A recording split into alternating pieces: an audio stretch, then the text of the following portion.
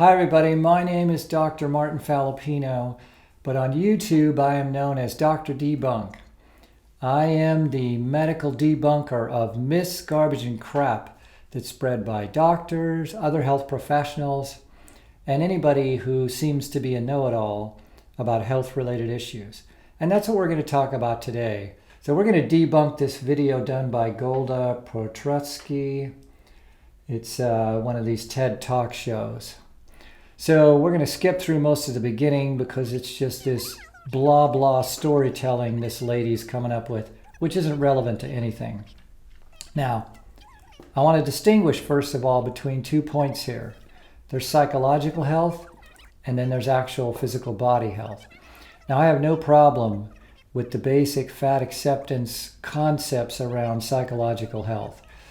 It's a lot about identity, and a lot of these fat acceptance people cry and moan about their identities have been crushed because everyone's been so mean to them. Prejudice because they're fat. Well, guess what? Humans like to be prejudiced against everything and always will be. And so the concept of them wanting to develop a healthy identity, of course, that's good and right. And I have nothing to say about that. However people find a good identity is an essential part of healthy living. The problem I have is the implications they're making about it's okay to be fat and healthy. It's not possible. The idea that there isn't hard science about excessive weight, even moderate weight, not affecting our health in the long run is complete fiction. It's real. And so we're going to talk about and debunk some of these points. So roll the video. Scale-dependent self-esteem. This is a huge danger. If you think about it, millions and millions of people are on diets at any given moment. This year alone, Americans are going to spend $62 billion on diets and diet products. So there are millions and millions of people going through this every day. And I think that this is a problem. And I want to talk about this big myth about fat and health, which is that fat is unhealthy and weight loss is healthy. Let's talk about weight loss for just a moment. Let's talk about the realities of weight loss. So here's a statistic that I think is going to blow your minds. 95% of people who lose weight on a diet gain it back within 3 to 5 years. 95% of people, right? This is a huge number of people who gain all of the weight back within 3 to 5 years. And you know what? 83% of people gain back more weight than they lost. So if you've ever been in that boat of losing 10 pounds, gaining 15, losing 30, gaining 60, you're not weird. You didn't fail. You're totally normal. You're absolutely and totally normal. It's a totally normal physiological response. So, okay, you might be thinking, well, maybe I'll be in that 5%, right? Maybe I'll be in that 5% that keeps some weight off. Generally speaking, the majority of that 5% is keeping off 4, 5, 6 pounds. Not a lot of weight. And of course, there are those outliers. There are those people who, lose a bunch of weight and keep it off past 5 years. But they are outliers. They are not the norm. And they're not what anybody should base their own experience on or their expectations on. So if weight loss doesn't work, it doesn't work, and just leads to this cycle of dieting that everyone calls yo-yo dieting, and people sort of understand that yo-yo dieting is a bad thing, but really all dieting is yo-yo dieting. It really is, because it doesn't work, so you go on another diet and another diet and another diet. So if dieting doesn't work... I just want to say she's absolutely right up to this point. Dieting doesn't work when you don't have a maintenance plan. And the comment here is that the reason diets have failed isn't because they've failed. Any carb-restricted diet will get weight off you. The problem is maintaining. And that's the issue that isn't being fully addressed yet. It's the inability to maintain weight long term that's the failure. So it's not about diets failing. All right, let's go. You probably are thinking, well, I'm hearing all these bad things about obesity, right? And fat, like it's so bad to be fat. We hear about the obesity epidemic all the time and the dangers of fat. Well, I'm here to tell you that fat is not dangerous the way you think it is. Excessive weight carries dangers. There's no way to say it. Maybe danger isn't the right word, but it will affect your optimal health status. There are no exceptions. Okay, go on again. There are instances in the medical literature and in research that talk about the obesity paradox. Okay, stop. So what is the obesity? Incidences in medical research. You know what that means? Crappy studies, very small. I bet she's going to come up with one study here of that, and it's going to be junk. That doesn't exist. That's a lead-in line that people like to use to justify things. The way we do medical research studies, truly in medicine, is you have multiple studies and multiple centers come to the same conclusion. Otherwise, it's junk. It's just advertising. Let's go.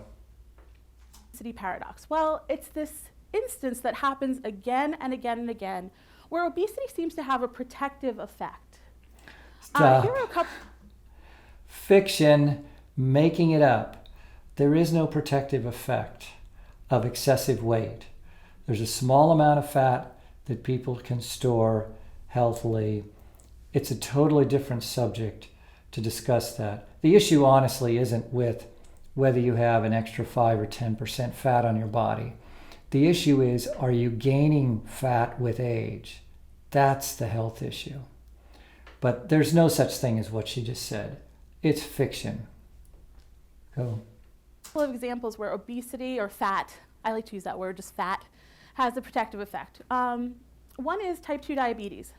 So people with type 2 diabetes who are fatter actually have a longer life expectancy than thinner people with type 2 diabetes. This is comical. This is like saying people that smoke cigarettes have a lower risk of lung cancer. People that smoke cigarettes can run marathons better than people that don't smoke cigarettes. It's nuts. Lady, you're nuts to say that. Let's go. Right? And what do we tell people with type 2 diabetes all the time? Well, you have to lose weight, right? You have to watch your sugar and your carbs, and you should do some stress reduction, but you have to lose weight. Well, we're giving people wrong information all the time. Lady, I've been a doctor 32 years, and I have thousands of blood tests, one called the hemoglobin A1C, that's a long-term measure. And you can watch people's blood sugars and A1Cs get better based on weight, just weight alone. The skinnier they get, or the less fat they have, the better their numbers are, the better they feel. Go on. It shows up again and again. It shows up with strokes. People who are fatter who have strokes tend to heal better after stroke, have better post-stroke outcomes. People who end up in post-surgical... More fiction. Where are you getting this, lady? You're just making this up. It's absurd. This goes against 40 years of clinical studies. Go on. ICU, they have a better chance of surviving and thriving after post-surgical ICU if they're fatter. And this is just a couple of instances. There are certain types of cancers where this shows up. Okay, I just figured it out. She probably found some study, one study done on people that were 85 or 90 years old, who are half dead, soon to be all dead. And the ones that had a little bit of extra body fat probably did better, because the study was measured against a 100-pound 90-year-old versus a 110-pound 90-year-old. And so the 110-pound 90-year-old did better because they did have 10 pounds of fat. Okay, I'll concede that one, but it's absurd otherwise. That's about the only possibility here. There are a number of instances where this shows up. And I want to be clear, I'm not suggesting that thin people should try to get fat for their health. But I think that the point is that maybe fat and thin don't matter quite as much. Maybe they really don't. It does matter. The healthiest, long-living people in the world, as we've studied this for the last 50 years, longevity studies, are people that are more towards lean body mass. They have ideal muscle mass with a small amount of body fat. That varies 5 to 15 pounds with men and women, but that is reality here. The more weight you have above that, the more chance you have of increasing certain conditions. But the biggest factor is optimal health. Those of us that study optimal health traits, what are the things that make people optimally healthy? See these patterns. And so it is one of the factors that takes away your ability to be optimally healthy. Just one of many. All right. Matter as much as we think they do. Now here is a chart from a study that was published in the American Board of Family Medicine, the Journal of the American Board of Family Medicine. And I want you to pay particular attention to area number 4, where all the bars are kind of the same. So in this group, this is showing normal weight people by BMI, overweight people by BMI, and obese people by BMI. And what they found in this study, this is a long-term large sample study where they looked at nearly 12,000 people over an average of 14 years. So this is a big study. This is not the kind of thing, where they look at 50 people for 3 months and tell you something based on it. This is long-term large sample study. And what they found is that people who engage with 4 basic healthy habits have about the same life expectancy no matter what their size. So you take a 5'5", 40-year-old, 135-pound woman, and you take a 5'5", 40-year-old, 300-pound woman, and they have the same mortality risk as long as they engage with these 4 basic healthy behaviors. Stop. Which are What she said sounds dramatic. I looked at this study. It's completely out of context to what she is saying here. The study doesn't say that. She's looking at one indicator here. It's complete fiction. She's doing what so many people do, researchers do. They interpret the study the way they want. The study doesn't say this. It's ridiculous. She's putting a chart up there. Where's the labels, for one? Do you notice there's no labels at the bottom of the chart? It's chasing rainbows. very simple. These are not complicated things. These are the kind of things that people say to do all the time. And I'll tell you what they are. 1 is not smoking.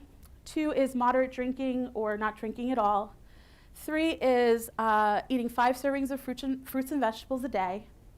And 4 is getting moderate exercise, like 30 minutes of walking a couple of times a week. And if you do those 4 basic healthy behaviors, weight really doesn't matter. It doesn't correlate. Okay, what she just said is accurate. It's much more specific than that. The 4 things are good. Absolutely. But then to say that the weight doesn't matter, fiction, absolute fiction.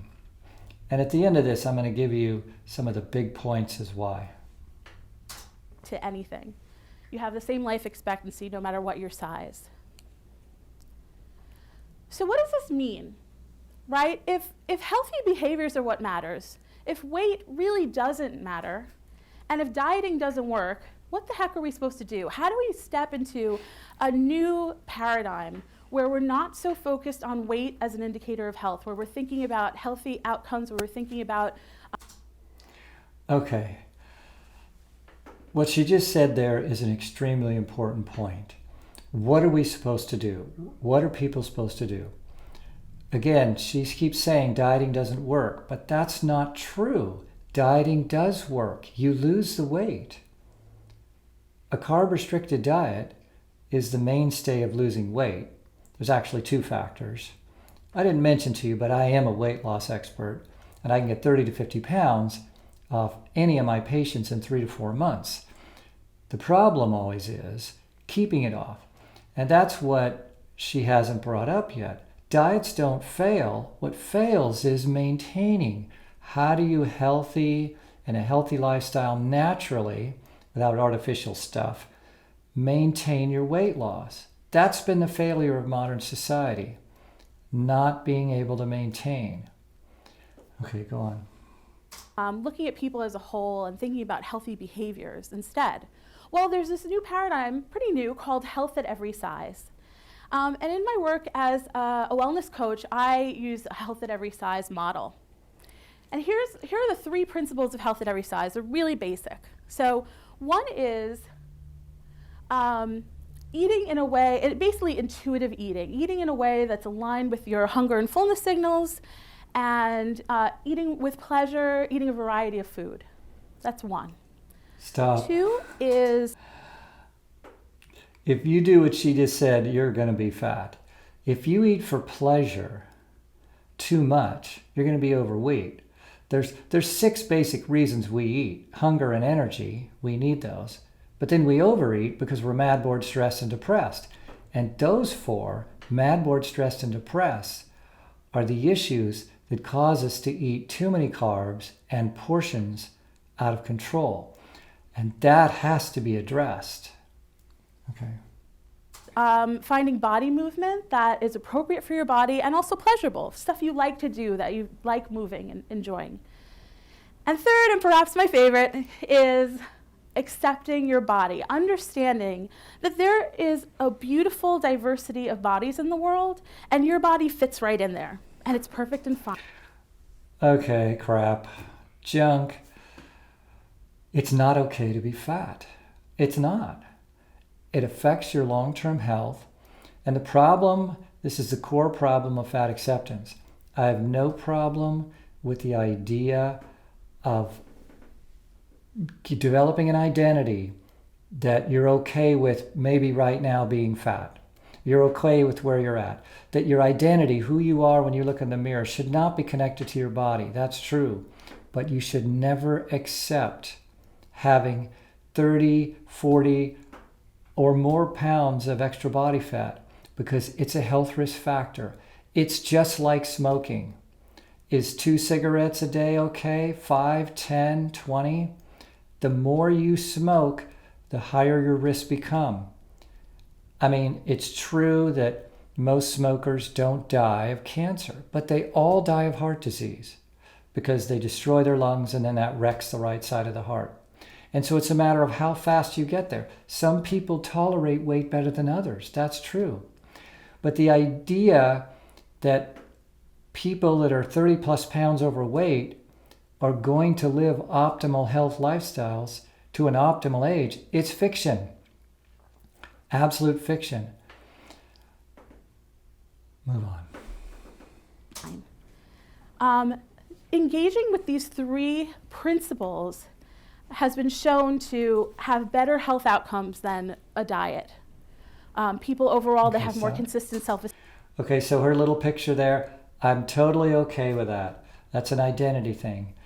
Learning to be okay with wherever you're at in life right now. Sure, that's good. They feel better. They continue to work out and exercise because they're actually having fun. So this is a great paradigm, and it's really, really been catching on. And this last part of accepting your body just as it is, to me, this is one of the greatest peace movements of our time. Because if you can let go of the judgment around your body and other people's bodies, if you can stop denigrating your own body and saying negative things about yourself, it creates an amazing sort of peace. So in preparation for my talk, I asked some of my clients and Twitter followers and Facebook fans if they would send me pictures of themselves with signs about why they embrace body love, why loving their body. All right, this is all gooey stuff, which is just fine. I mean, it really is. But my beef again is thinking that if you finally can let go of your shame and guilt, which I hope you can, I really do. If that makes you complacent, if you're going to stop, you're compromising your health.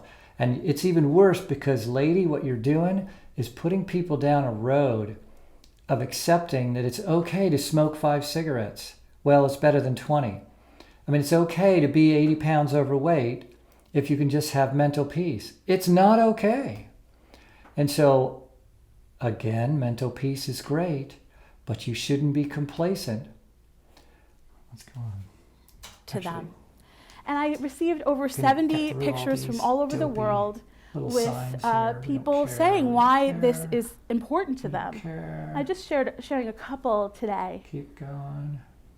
But so I want to ask, if I may, I want to ask you to try to engage with this process with me a little bit. Go. Oh, wait. And what I'd like you to do today is just have Go. the intention,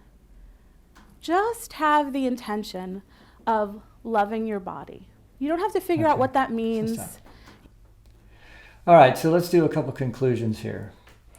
As I said, the mental aspect of this is great. I have no problem with that. It's the side effect. It's the conclusion that is drawn from fat acceptance that says you should accept your 80, 70, 100-pound extra weight body and that you'll be just as healthy as everybody else. Debunk. It's not true. There is this long list of actual scientific models that can be drawn. I'm going to give you just one. So we identify now, we talk about 10 factors maybe of lifestyle that produce an optimal health body, mind and body. How to make people live an optimal life so that as you die of old age, that's where an organ system wears out. And that age we know is around 105 plus or minus 5. Versus what most people do is die of disease. And that gets you 75 to 80 years old. And that's what medicine's all about. Optimal health talks about what are the factors that produce an optimal health. Well, we talk about theories of aging. We talk about these principles and theories of aging. And one of them is a circulatory model of aging. And that model just says that the rate at which you lose circulation is the rate at which you'll age and die. The rate at which you lose circulation to your body parts is the rate at which you'll age. You can see somebody who's 70 who looks like they're 50, and you can see somebody who's 50 that looks like they're 70. And the circulation of our body is key. It's the top 3. It's in the top 3 of these 10 theories. And so what happens to somebody that's got 50, 60, 80 pounds of extra body weight? It's not so critical in your extremities, but when your abdominal and thoracic or chest cavity is filled with extra body fat, you are strangulating the cells of your body. The extra weight and mass volume of the fat cells is compromising circulation. We know it naturally occurs at a 1% to 2% rate, starting at maybe 40, 45. But somebody with the weight could easily be impeding circulation to 4% of all the cells in your body. Well, you got 40 trillion cells, trillion with a T. You have 100 billion capillary beds to feed them. That would be like there's 100 billion supermarkets in your body to give food to all the houses in your body. 100 billion. If you lose 4% circulation to those houses, to those capillary beds, that means you're essentially losing 4% function every year, starting at 45. 30 years later at 75, you'd essentially be 100% dead. If it's 3%, you'd be 90% dead. And this is exactly what we see in people.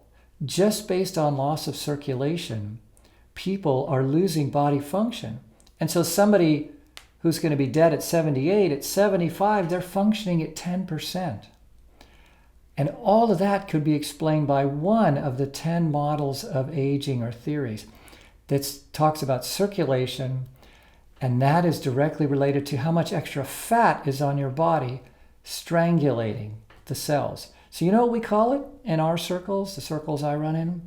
Cellular suicide. People that are significantly overweight, 40, 50 pounds and more, are committing cellular suicide at a 1% to 2% rate every year starting 40, 45. That's medical reality. Cell molecular fact, the study of cell molecular biology. We know this to be true. So this is one of the big problems with the fat acceptance movement. And I'm only talking about one. There are other issues here from a health perspective. So this was just a little intro to you about fat acceptance and the dangers of it. These fat acceptance people should really knock off this crap about there's no health risk factors. There are. It's significant, and you're leading people astray, and that's not a good thing. I'm Dr. Debunk, and this is one video on debunking the fat acceptance.